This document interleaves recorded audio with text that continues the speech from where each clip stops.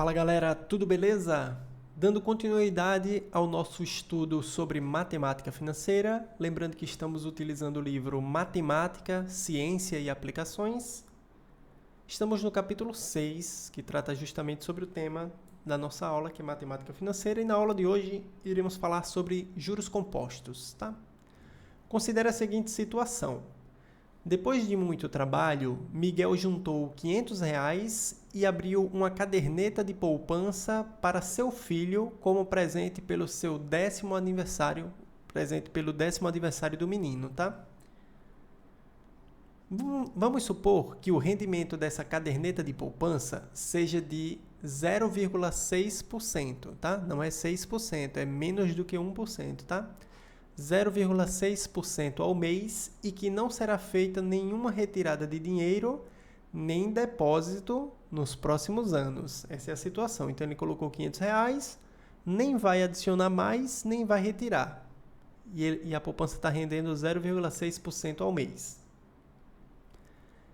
Quando o filho de Miguel completar 18 anos, que valor ele terá disponível em sua caderneta? Então, depois de 8 anos, esse dinheiro lá, que valor o filho do Miguel terá na sua caderneta, terá disponível, tá? O mecanismo pelo qual o saldo dessa poupança irá crescer mês a mês é conhecido como regime de capitalização acumulada ou, mais comumente chamado, regime de juros compostos, tá? O que é que acontece? Mês a mês vai ser feita uma correção de 0,6% no valor R$ 500, tá? No valor que inicialmente foi depositado. Só que no segundo mês, quando ele fizer a primeira correção do valor, depois de um mês do depósito ter sido feito, eu vou ter R$ 500 mais 0,6% de 500. E a partir do mês seguinte, o segundo mês, eu vou ter que somar agora o novo montante, tá? Que é o valor 500 mais o 0,6%. Então, os juros não vai incidindo sempre em R$ 500, ele vai incidindo mês a mês no novo montante. Vamos examinar isso com calma, tá? Qual é o princípio básico desse sistema de capitalização? Ao final do primeiro mês, os juros de 0,6% incidem sobre os R$ 500. Os juros obtidos, que dá R$ 3, tá? Esses juros são incorporados ao capital, produzindo o primeiro montante, que é R$ 3, que foi os juros que aconteceu ao final do primeiro mês, mais os 500 que estavam na conta, tá? Como é que ele obtém esses R$ 3? A gente já sabe como obtém isso, ó. Deixa eu trazer aqui a calculadora. Você vai fazer 500 vezes 0,6%, fica 0,006. Eu tenho que dividir esse número por 100, tá? O 0,6%. Então, isso aqui dá igual a 3. R$ 3 é o valor. Que outra maneira você consegue fazer essa mesma operação na calculadora? Você vê que ali no histórico da calculadora, ó, eu fiz 500 vezes 0,006. Outra maneira de fazer isso é pegar 500 e multiplicar por 0,6 e apertar o símbolo de porcentagem. Na calculadora está aqui o símbolo de porcentagem, em cima do número 8, tá? Na minha calculadora.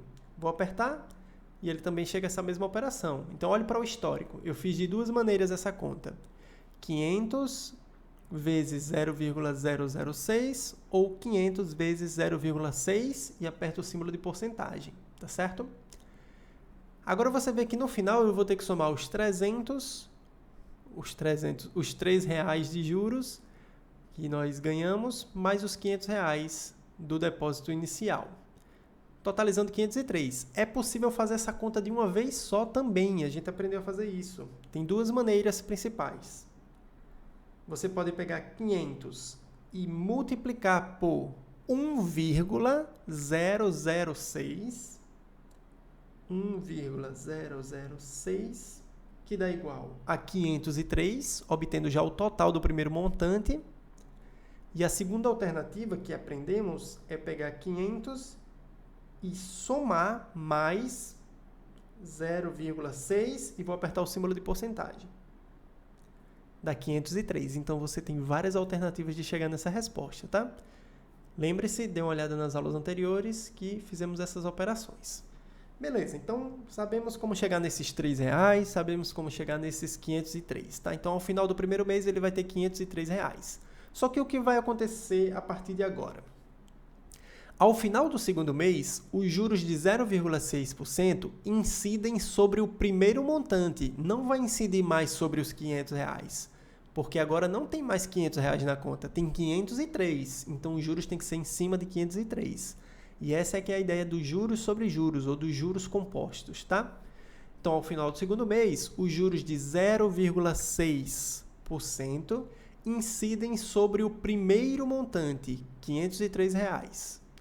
E os juros obtidos, agora não é mais R$3, é R$3,02. Vamos ver como é que a gente obtém esse valor já já. Que são incorporados ao primeiro montante, produzindo o segundo montante, que é R$302 mais R$503, que era o primeiro montante, totalizando R$506,02. Vamos ver como a gente obtém o R$3,02. Trazendo aqui a calculadora, como obter os R$3,02? Você vai pegar o montante, o primeiro montante, que é 503, e multiplicar por 0,6%. 0,06 e vou apertar o símbolo da porcentagem. Vou escolher esse caminho aqui, tá? Você vê que aparece R$3,018. Esse último dígito, esse 8 ali, o terceiro dígito depois da vírgula, não tem nos reais. Então, a gente arredonda aqui para mais. Então, R$3,0, só posso ir até o segundo dígito. Como o próximo número é um 8, eu arredondo o número 1 para 2. Então, fica R$3,02. Por isso que aparece aqui R$3,02, tá? Como sendo juros. E aí, eu somo esses R$3,02 aos 503. Outra maneira de fazer essa conta, eu poderia pegar o primeiro montante, R$503, e somar mais 0,6%. 0,6%. E ele já dá o total do montante, que é R$506, 0,2, arredondando já, tá? Então, R$506,02 é outra maneira alternativa de você fazer essa operação. Muito bem. Saindo aqui da calculadora, indo para o próximo passo. Terceiro mês.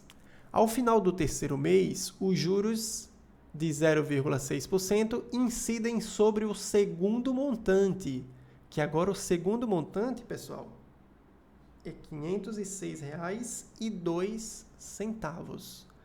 E os juros obtidos agora é R$3,04. Está aumentando, aos poucos vai aumentando, é R$3,04. Que são incorporados ao segundo montante, produzindo o terceiro montante. Então, eu pego agora o R$3,04 e somo com R$506,02, tá? Somando esses valores, você obtém R$509,06 e assim sucessivamente. Agora, são muitos meses, né? Ele está com 10 anos. Até ele completar 18, são muitos meses para você fazer isso manualmente de um em um. Deve ter uma maneira mais prática de se fazer isso, tá? Vamos ver como a gente obtém os R$3,04 aqui. Trazendo aqui a calculadora, vou pegar R$506,02 e multiplicar por 0,6%. E você vê agora que o valor é R$3,03, 7,2. Aí, depois do terceiro número, depois da vírgula, eu tenho que arredondar. Então, eu arredondo o número 3 para 4, porque depois do 3 vem um 7, tá? Se fosse qualquer número maior ou igual que 5, eu arredondo para 4. Se fosse menor que 5, eu deixo o 3 mesmo. Então, R$3,04 nesse caso. Como é que você poderia fazer direto? Pega o montante anterior, o segundo montante, R$506,02, e eu vou somar 6%, mais 6%. Estou somando, tá? E dá R$509,06, arredondando ali mais uma vez, tá? R$509,06. Eu faço também esse processo de arredondamento. Muito bem. É importante destacar que esses arredondamentos sucessivos que eu estou fazendo, Fica ruim quando a gente vai calcular muitos meses, porque eu estou sempre arredondando e pode dar uma diferença. Então, na fórmula que nós iremos aprender, a gente aplica a operação de uma única vez, com todos os meses que eu precisar, e aí sim, no final, eu faço o arredondamento. Aí fica mais preciso o resultado, tá certo?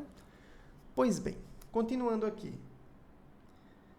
Vamos agora generalizar esse raciocínio, ou seja, eu quero chegar numa fórmula para se calcular esse montante final. Eu calculei aqui o primeiro montante, o segundo montante, mas e o montante final, ao final de todo esse tempo? É isso que iremos aprender na próxima parte dessa aula. Vou fazer uma pausa aqui e retornamos já já. Não sai daí.